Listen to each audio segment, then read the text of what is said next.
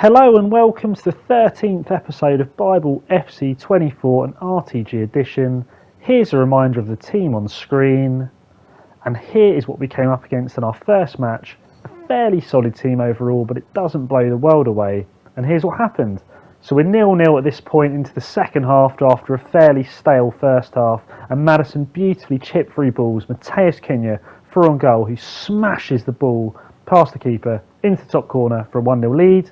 Then about 10-ish plus minutes later, Madison to Bellingham, Bellingham to Watkins, Watkins to Cunha, and then he plays it into Michael Elise, who unleashes a beautiful purling strike into the top bins for a 2-0 lead. However, from a corner routine up the other end, beautifully taken corner routine to be fair, they pegged me back to 2-1 through John Stones. But then up the other end, not too long after that, Madison with Rabona into DePaul with a bit of skill, down to the byline, squares it back to Cunha, who smashed the ball into the net to seal the deal at 3-1. That's how the game finished, to give us some early options for the Bible passage. We go into another match and we come up against this pretty solid team on paper, to be fair, and here is what happened. So he gets a goal kick, he absolutely messes it up to Cunha, Cunha to Watkins, Watkins out to Douglas Luiz with a screamer into the top bins for an early 1-0 5-minute lead with Douglas Luiz. And then with Cunha, I nearly score another screamer. Keeper saves it, but he has another stinker from the keeper into Watkins this time. And Watkins past Edison, I think it is, he's had the howlers for a 2-0 lead. And the guy had enough. He quit at that point. He couldn't handle it. And we win the game 2-0. A couple more options for the Bible passage. But before we go into a third game, a bit of housekeeping, we packed Luka Modric. So he might be useful in future SBCs, one to bear in mind. Now into the third game. Unfortunately, I was texting at the start of the game. I missed the team sheet, and he puts them 1-0 up with Koeman. I was trying to play sort of towards the end of that attack, and same with this attack, as I'm caught cold again. A little bit of a quick text that I was trying to send, and we go 2-0 down for Mohamed Salah, foot birthday Salah. He had quite a lot of good players, to be fair, even though he didn't see the team sheet. So I'm 2-0 down at this point, purely down to my own stupidity. But with DePaul, we wriggle our way into the box with a couple of stop and turns, and we smash the ball into the near post top bins to pull it back to 2-1. We then play out wide to Risa into DePaul into Watkins, and we play some sort of foot champs level passing move, rolling back the gears for a 2-2 equaliser. But then up the other end, Koeman restores the guy's lead to make it 3-2, and then from a corner, a well-worked corner to be fair, he gets into Dele Alli, a bit lucky with the block shot, and he puts in the rebound.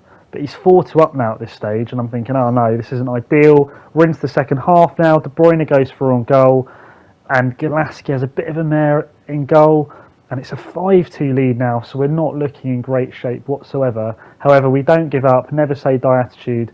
Dybala now gets the ball, wriggles into the box. Michael Elise sort of calmly finesses one into the near post top bins to pull it back to 5-3 now.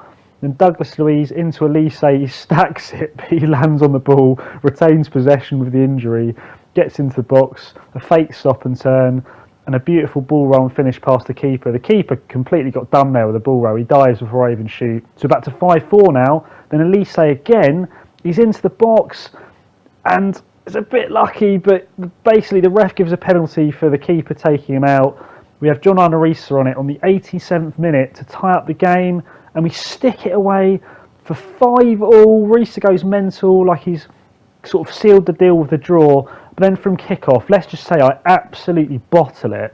I'm like, I can't concede. I've just done a great comeback. I'm trying to put in tackles. I'm panicking all over the place.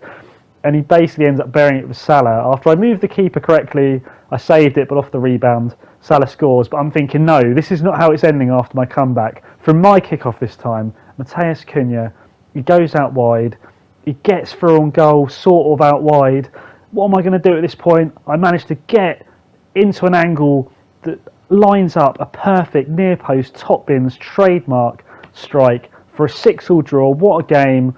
What a way to finish the FIFA part, or the Bible FC 24 part of the video. You know what I'm trying to say. 6-6 draw, plenty of options for the Bible passage, the most important part of the video, which we'll head into now. Okay, so into the Bible passage, and we're going to go with a screamer that we scored with Douglas Luiz in the 5th minute, and therefore we can read from any book that Paul wrote in relation to the goal time, because somewhere in Douglas Luiz's full name is the word Paul. And we're going to read from Romans chapter 5, because Paul wrote Romans. It's a fantastic book of the Bible, and it's titled Peace and Hope, and I'm going to talk about that concept in relation to the context of the passage, a bit like I did on the last video. So peace and hope, well, the passage is partly talking about how Christians are at peace with God because of Jesus, because Jesus lived a perfect life on our behalf. If you put your faith in Jesus, you're at peace with God. You're no longer under the judgment of God, because all of us fall short of his perfect standard. And if we put our faith in Jesus, who lived it on our behalf, we're at peace with God. We're seen as spotless and righteous and forgiven by God because of Jesus, and therefore we're at peace with him if you're a Christian. If you're not a Christian watching this, and I encourage you to put your faith in Jesus, because all of us do things wrong and we need his forgiveness for our lives. And part of the sort of incentive to put your faith in Jesus is, once you're at peace with God, it gives you hope in life in so many different ways. It gives you hope for the future. So even when it comes to death itself, there's a heaven, there's an eternity with God waiting for you in an incredible place with God, who is a God that loves you and cares about you so much that he sent Jesus to die for you. So there's a hope, a guaranteed hope sort of for the future. There's also sort of this living hope the Bible talks about, where in the present, God's with you in your day-to-day struggles, that the Holy Spirit lives in you to help you in day-to-day life, to help you through. And, there's hope from the past. If you look at some of the Bible stories from the past, if you look back at answered prayers, you can sort of be reminded that God has acted in the past. He's with you. He's been with his people in the past. He's going to be with you now. He died for you 2,000 years ago, and that means he's with you now, and he's given you that promise for the future. And basically, you can have hope across the board, guaranteed hope, because of Jesus and what he's done for you. And in my life at the moment, I'm going through a very difficult time. My dad's going through some health stuff. And to have that peace of knowing that he knows Jesus, he's going to be with him one day, that he's helping him right now in the present, he's helping me right now in the present, is game changing. And without that peace and hope, I'd be struggling a lot more right now. So we need God, we need his peace, we need his hope in our lives. And actually, when you have that hope, it helps you to persevere through the difficult things in this life. I think the definition of hope in the dictionary is sort of like wanting something to happen that isn't guaranteed. With the Christian faith, it is guaranteed. If you put your faith in Jesus, you're definitely going to be with him one day in heaven, and he's definitely going to be with you in this life, working all things together for good for those that have put our trust in him. So that's the encouragement for the day. Any questions, pop them in the comments. Like and subscribe if you found it helpful and you haven't already. But for now, I look forward to catching you on the next one.